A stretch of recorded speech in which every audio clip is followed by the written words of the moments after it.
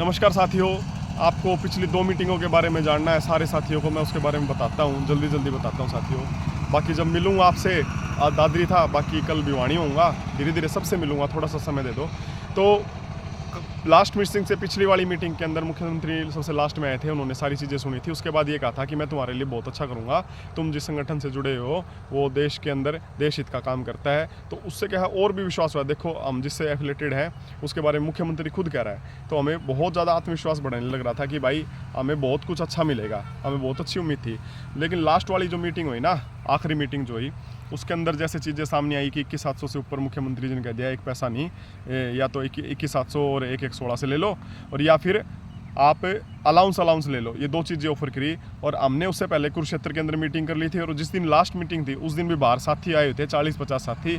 चाहे आज वो भाई, उसमें से एक साथी ने तो बताया है कि भाई मैं था, सुशील लाटर ने तो भाई वीडियो बना के सारी चीज़ें क्लियर करी हैं। लेकिन चलो, तो उस आखिरी मीटिंग के अंदर सब साथियों ने कह दिया था कि भाई लोग फांसी खा जाएंगे अगर 21,700 ले आया, और खुदकुशी कर लेंगे अगर ऐसी चीज़ें हुई। मैं बोला बिल्कुल नहीं लेके आऊँगा, उठ के आऊँगा। बोला उठ के आ जियो, बहुत स्वागत है तेरा, बहुत अच्छा स्वागत है हरियाणा के अंदर अगर उठ के आ गया तो, सारे साथियों ने कहा। और दूसरा ये कहा कि भाई धरने की स्थिति, मैं बोला पता है भाई, 42 दिन हो गए, इतना लंबा खींच के सारी स्थिति पता है मेरे को। मेरे पास देखो, आज वो लोग चाहे मेरे को जो मैसेज में और फ़ोन पे बात करते थे, वो चाहे एक्सेप्ट ना कर पा रहे हों ग्रुप में, लेकिन देखो आपको ना वो चीज़ें कहनी चाहिए। भाई हमने विक्रांत से वो चीज़ें कही थी कि भाई लोन की किस्तें लेके फैमिली का दबाव और ये सारी चीज़ें वो जायज़ है, देखो पड़ रही थी, हमारे सबके ऊपर पड़ी हुई थी।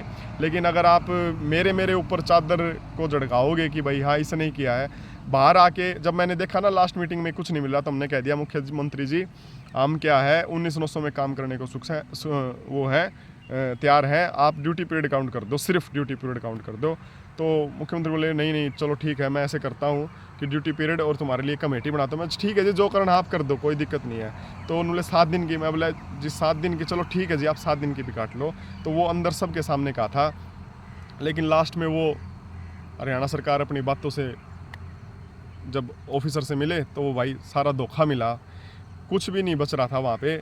और ये कहा कि भाई लीव काइंड ऑफ ड्यू और ये चीज़ें मिलेंगी, और ऐसा आज तक किसी हड़ताल में नहीं हुआ कि भाई ड्यूटी पीरियड काउंट किया जाए। तो मेरा वो फैसला लेने का कारण ये था क्योंकि मैंने देख लिया था कि संबंधित संगठन बीएमएस भी, उनके ऊपर कोई दबाव नहीं पड़ रहा था माननीय मुख्यमंत्री जी के ऊपर कि हमारी मांग को पूरा करवा सके। उनके ऊपर कोई दबाव नहीं पड़ रहा था सरकार के ऊपर, ना अधिकारियों के ऊपर। हम ये सोच रहे थे कि भाई हमारी जो जायज़ डिमांड है उसको जिस छाते के अंदर लेके आए हुए हैं उसका दबाव रहेगा और उसको मानेगी सरकार।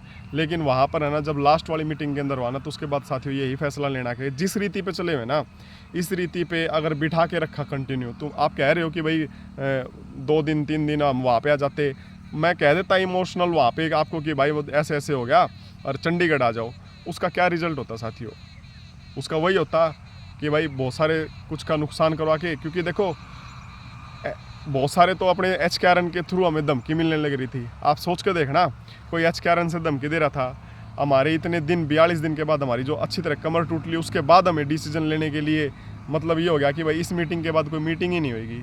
तो उसके बाद आप सोचो कि जब मीटिंग ही नहीं होएगी हमारी आगे, तो उसमें लगातार बिठा के मैं तुम्हें किस धोखे में रखूँ और कंटिन्यू उस तरीके पे हम गए भी नहीं कि भाई हम किसी राजनीतिक पार्टी से संपर्क किया हो या किसी उस पे किया हो। उस रीति पे चले हुए थे, उस रीति को तोड़ नहीं पा रहे थे। उस रीति को तोड़ने का मतलब यही था कि एक बार धरना उठाना ही पड़ेगा। मैंने बहुत सारी भावनाओं पर चोट करी है। मैंने इसलिए कह रहा हूँ कि मैं अपने डेलीगेशन को नहीं, क्योंकि प्रधान मैं था भाई, वो चोट हुई है तुम्हारे ऊपर,